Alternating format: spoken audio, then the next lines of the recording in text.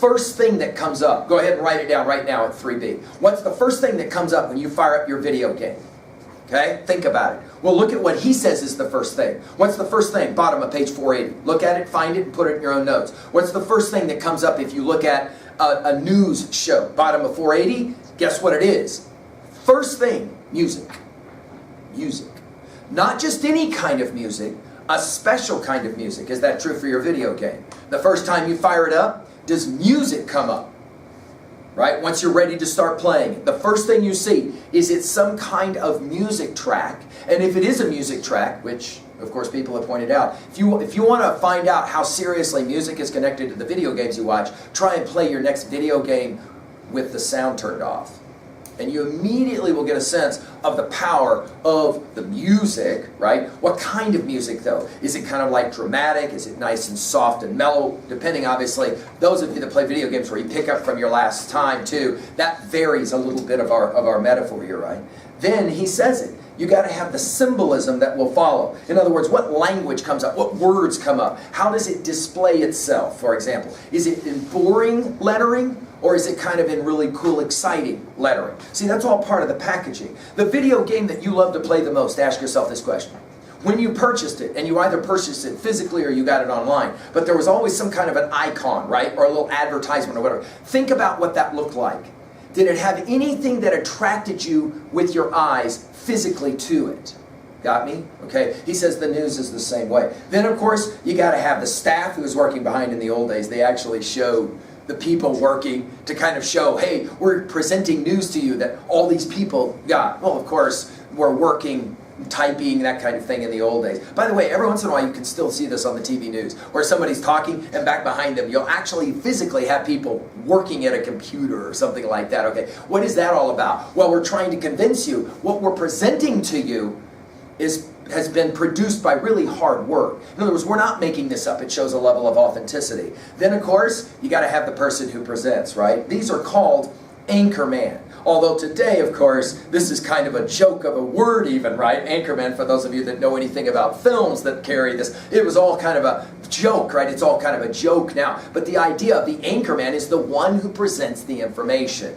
And the observation is made that the anchorman has got to present well and, of course, has to be very professional. Now, on page 482, we've got a question, how things have changed. And if you spend any time watching TV news and network news and cable news, this is going to be a very interesting debate for you. Notice on page 482, read it with me. First of all, we got to think about the etiquette of the person presenting the news. For example, you can't break down, you can't weep or cry over a story, you can't laugh, for example, as you present a story on camera, no matter how human those responses might be. It's fascinating to ask the question, today when people present the news, do you ever have people who laugh as they present the news, or even who cry as they present the news for dramatic effect? In fact, just a couple of days ago we had a situation where a news person presenting the news was telling a story that was a heart-wrenching story about children being taken away from their parents because of some immigration debate, and the news person literally began to fight back tears, to not cry. Well, Postman says this is completely inappropriate. The news person almost has to be very stoic and just present the news. Well, we begin to see a shift and a change in this from the 80s on. Why? Because again, he predicts it. You're not going to get viewers if you don't have some element of drama involved, right? By the way, that's not to suggest that there's stories that are being presented that are not worthy of all kinds of responses from laughter to tears, obviously, right? That's called professionalism in broadcasting, right? There has to be an orderly progression. Of course, the question of all questions is, who decides which story is important? Because there's an assumption. Watch this for your notes. There's an assumption that when you turn on the news, the very first thing that's mentioned is the most important thing that happened that day. And then the next thing is the next most important, and then and so on and so on and so on. Which begs an obvious question. If you flip from news channel to news channel, will they all start with the same story? If they don't start with the same story, this is a fascinating question. How come? Of course, let's go ahead and point it out. when you select stories and call them important, you are making an editorial decision, right? Now, there are moments in our history when there's no debate. On the day of 9/11, there was no question about what was going to be the lead-off story, right? Okay, but other times, let me give you a classic example. In the world of sport, the World Cup is mentioned in this essay, so I will use it. The World Cup is the greatest sporting event in the history of the planet, no question. More people watch a game, for example, of soccer, football as it's called in other parts of the world, in World Cup.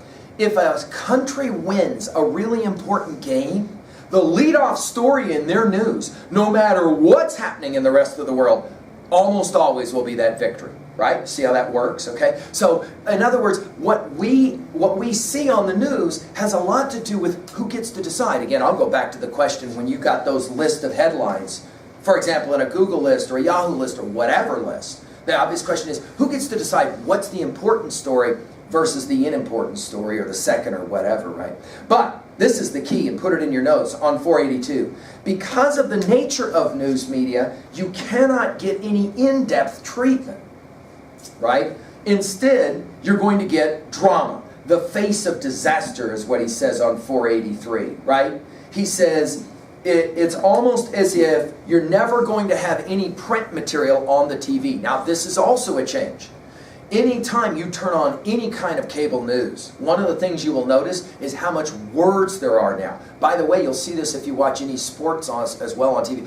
Turn on ESPN and watch anything. What do you see immediately? Well, obviously you're going to see something happening in terms of action. But what do you see down the bottom that's constantly moving on ESPN, right? That wording is always going across the bottom. You're going to see this all the time. Now, this is another change in terms of media. So that, for example, even if it's the sound's turned off, you can still at least watch along that bottom. It's called a ticker tape. You can watch along the bottom and start reading what's going on down there. And in fact, I have students that will say that they will often watch more of that to pick up information than they will ever see of the other stuff. Notice that's an interesting use of TV, like print media, like the old newspapers used to be, we might say, right?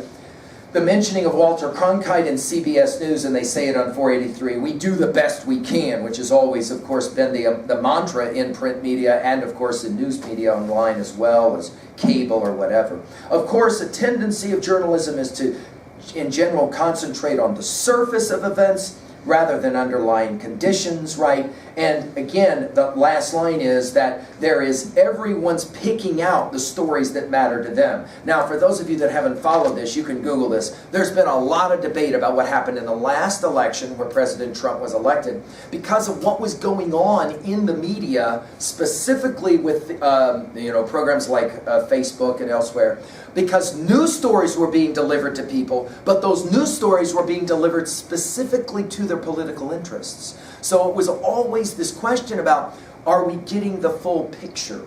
Is there such a thing as the full picture, right? And that's always a challenge. On 484, the observation is made, we don't have choices. Of course, now, today, we have lots of choices. Many people have argued quite the opposite. It's almost like there's too many choices. Now, what is it that drives everything? Money. And therefore, you're going to have to show what brings audience members and spectators. Now, this is fascinating, because if you watch anything at all online, the obvious question is what attracts you to it?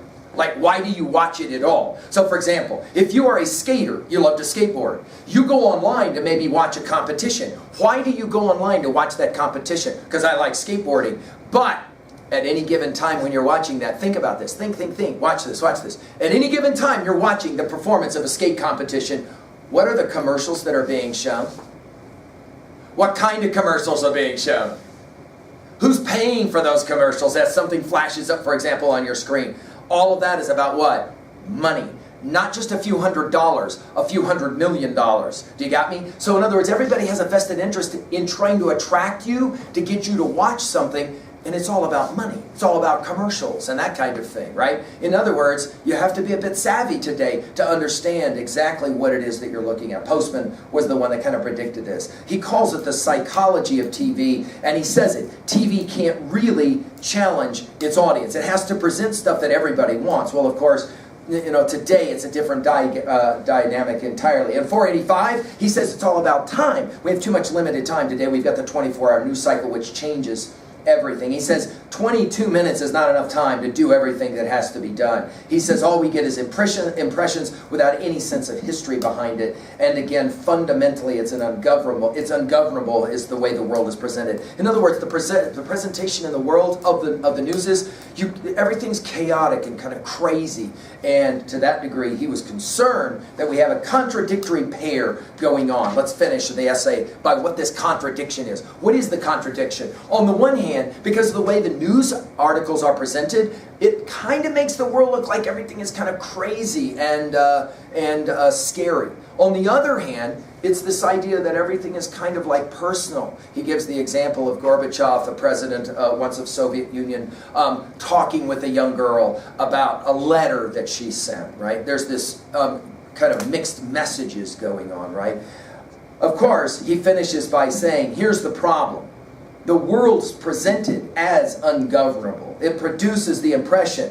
And then he says it. The reason is not because the people working in television are leftists or anarchists, which of course is a huge debate today. Who governs the media and why is it that certain political views are more popular in certain strains of media, etc., etc. He says the real issue for us is we're becoming less and less informed. Let's jump to level 2A now quickly and do our final annotative work. At 2A, one of the major themes, messages of this essay then is we are becoming less and less aware of the ways in which media changes us and who we are.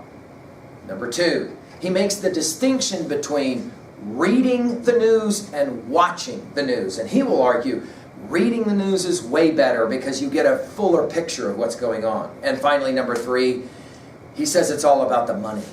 It's all about the money. It's all about the commercialism. We got to keep you watching. I mean, it's simple. Look down at the shirt you have on right now. If it has any kind of a symbol on it, ask yourself, why is it on that shirt? But more interestingly, ask, why did you choose that shirt to wear? I chose it because I like it. No. That's a 6th grader answer. That's a 6th grader answer. Now we're 9th graders. We got to ask a more important question. Why do you like it? I like it because other people wore it and I saw it. Why did other people wear it and you saw it? Because somebody's making money.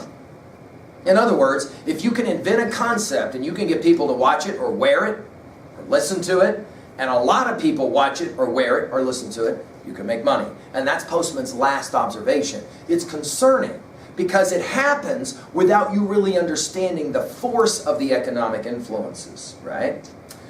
Okay, at level 2B, this is, of course, an expository essay, but as we say, it sometimes can move more into the persuasive part. I've had freshmen that after they read this, they kind of are a little bit more skeptical about why they like the video games they like, why they like the music that they like, why they watch the things that they watch online or wherever on their handheld device. In other words, who's choosing all this stuff for me, and how do I know? Okay, which begs the obvious question at level 3, are we really as free as we think we are, right?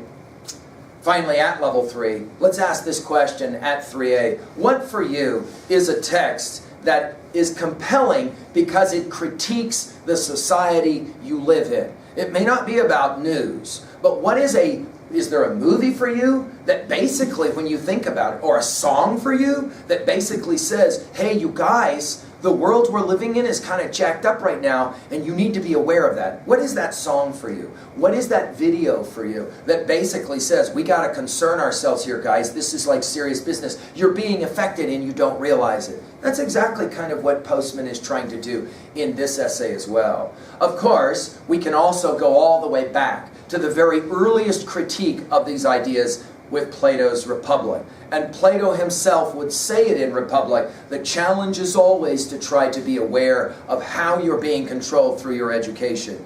It's Plato in the Republic who argues that education is a form of brainwashing because it's a process of selection and deselection of information. And the obvious question is, what kinds of things were selected and deselected for you as you grew up? Watch this, for example. On the way home from the hospital, when the day you were born, there's a real good likelihood there was music playing in that vehicle. Right? Music was playing in that vehicle. What music was it? And what were the words of that music? What are you talking about? Dude, I'm a few hours old. What difference does it make? No. Plato's making an observation. Whatever is going on in your life when you're 1, when you're 2, when you're 3, dude, you're absorbing all that stuff. Intellectually, of course we know this as well nutritionally, no question, but intellectually you're absorbing that stuff. And again, Postman's argument is, at the age of 5, at the age of 6, at the age of 7, when you walked through your living room, what was playing on the TV?